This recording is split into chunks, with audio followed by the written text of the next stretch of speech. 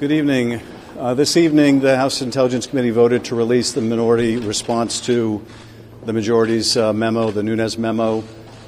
We think this will help inform the public of the many distortions and inaccuracies in the majority memo. And once again, Mr. Nunes refused to answer the questions. At the very end of the hearing, he gave a very lawyerly written response, or read a written response saying that the White House had not been involved in the actual drafting of the memo. But in terms of whether it was coordinated with the White House or they were consulted or strategized, the whole concept, he refused to answer those questions. And obviously that's a very important question for our committee.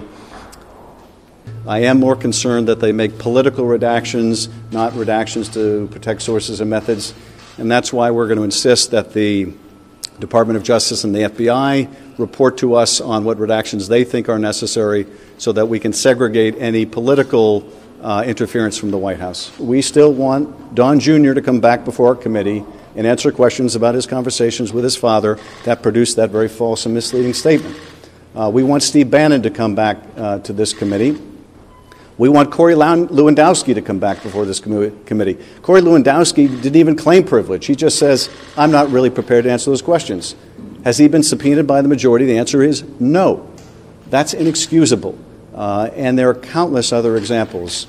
We know that Don Jr. was direct messaging WikiLeaks. We would like to subpoena Twitter to get those direct messages, but the majority has so far refused. It's time for this majority to make the decision to be serious investigators, to get the information we need that can either prove or disprove these allegations.